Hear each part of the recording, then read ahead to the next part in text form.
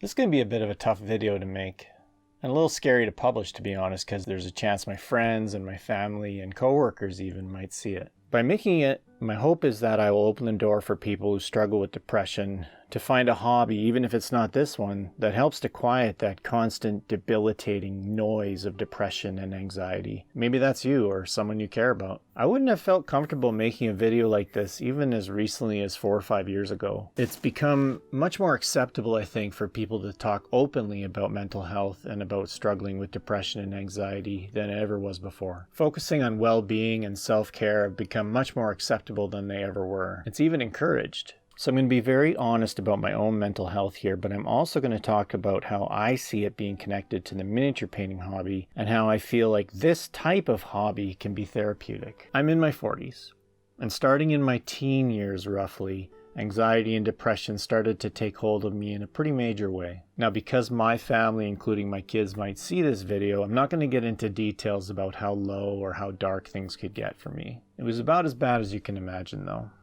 growing up and throughout my life. I was wrestling some pretty big demons, this constant feeling of hopelessness, of emptiness, even a weird sort of ambiguous shame. It was just for not being more, for not realizing my full potential. But the truth is, everyone who deals with mental health issues has their own story. It affects them in their own very personal way. Nowadays, I do okay thanks to getting help. So if you're struggling, I'm not suggesting picking up a paintbrush here to fix it. I'm suggesting seek help, get help if you can. I didn't start painting miniatures to combat depression. I was simply drawn into the hobby by an interest in fantasy and sci-fi, the human need for a creative outlet, and the satisfaction of a well-painted miniature. I also didn't really notice it was having a positive effect on my mental state for quite some time. But in recent years, I've noticed something. A lot of the miniature painters I follow on social media, YouTube, Instagram, have also commented that they face similar struggles and that they grapple with mental health issues more than I would have expected. It made me wonder if a lot of people who grapple with mental health issues gravitate to these sorts of hobbies. So I started to contemplate, why is miniature painting a bit of a salve or a soothing thing for this depression and anxiety that I have and that others have? Why is it when I'm having a low day and not feeling great, I can sit down at the painting table and come away feeling much better? I'm going to suggest a few possible reasons. Firstly, and probably or maybe the biggest, is it's a very zen activity. You get your miniature and your paints, set up some lighting, and just sort of lose yourself in the creative process. Thinking about what colors to use, what sections to paint first, what sort of base you might create. You become too involved in the act of creating a beautiful piece to be bothered by the anxiety and depression in your head. It lets you tune those things out for a while. It lets you get out of your own head. There's also something really satisfying about watching a miniature come together as you're applying base coats and washes and highlights. Satisfying is a word that gets thrown around a lot lately, but what I mean is you get this ongoing moment-to-moment feeling of accomplishment and of progress. Even just a simple, neatly applied base coat can give you that feeling of getting things done, of a job well done. You don't just feel good after a dozen hours of painting a miniature. Every step that you complete feels like progress. Now, there's other Zen activities, there's other ways to zone out. For example, a person might turn to video games to lose themselves. But I would argue that a creative hobby is a much better way to take control of mental health struggles, because with something like gaming, you usually don't have that really tangible creative outcome. That miniature in your hand that you created, that you're proud of and you want to show people. And community-wise, I believe hobby communities tend to be much more positive and encouraging and welcome than almost any others. To dig into that point about community, there are a lot of miniature painters online. A lot, across a huge spectrum of talent and engagement and time spent in the hobby. So what happens is you can develop this sense of belonging and this sense of encouragement from being a part of that online hobby community. Even sharing a beginner paint job on an online group, a painting group, for example, can usually bring a lot of encouraging comments, a lot of, great job kind of thing. And that just feels good. And even if it's constructive criticism that helps you improve, that's also beneficial. And that's also something that most people welcome. That feeling of accomplishment and progress isn't just in the moment either. In the long run, you'll also feel a sense of growth and improvement over time. Your first miniature might not look amazing. It might be flat or dull or low contrast, etc. Maybe a little messy. messy. But still, the next miniature and then the next, each one, you see this gradual improvement. It's not like drawing or something where it's hard to learn. Like you either kind of have that talent or you don't, or it's really hard to learn. It's not super hard to improve at miniature painting if you stick with it. You see the results of your perseverance literally in your hands as you paint each model.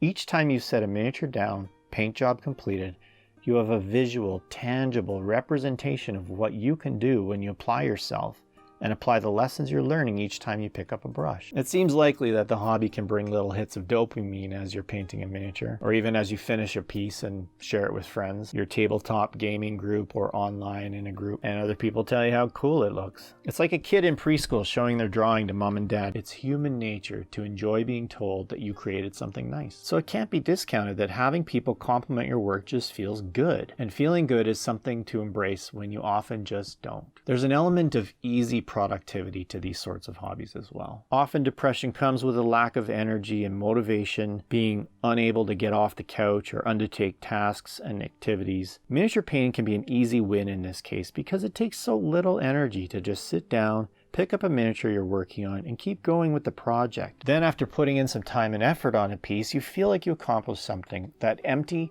aimless feeling fades as you see the progress you made on a project. It wouldn't be appropriate for me to suggest this hobby for mental health or therapeutic reasons without mentioning some of the downsides that can come with it. It's easy to spend too much or buy too many things. Often people refer to their pile of shame of unpainted minis. There's just something really attractive about buying unpainted miniatures that you will eventually get to. There's a reason I named this channel Mini Junkie. It can be tempting to be discouraged by progress or difficulty achieving nice results, comparing yourself to other and more experienced painters. The key is do it for yourself at your own pace. Try to have a gradual and realistic expectation of how fast you'll improve. Remember how I mentioned shame earlier in the video. Some folks, myself included, may feel a weird sort of shame and embarrassment about this hobby. It will totally vary from person to person. For me, it's this discomfort that some people might think I'm too old for this, or this is like playing with toys, or that it's just too nerdy. Now I am making your silver pants blue.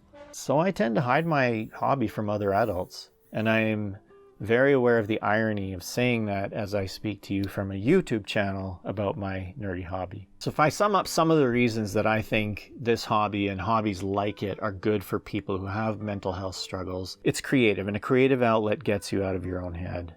It's easy, even when you have no energy.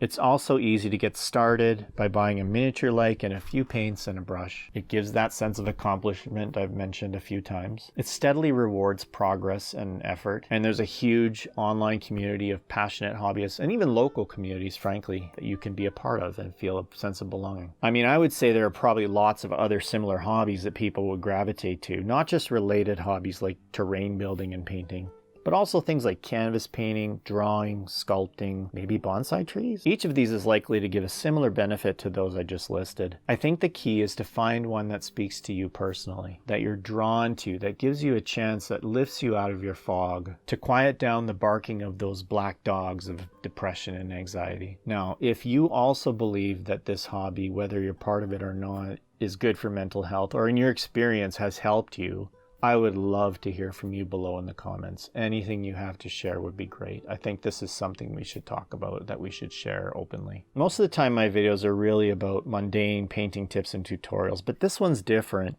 and I'd love to have as many people as possible see it. I do hope you'll consider sharing it, as if it can even reach one person who's struggling right now and give them an idea of something they can try that might help. Something that might help them find a few moments of peace now and then. Then I'll consider this mission accomplished. That's all for this one. Thanks for watching.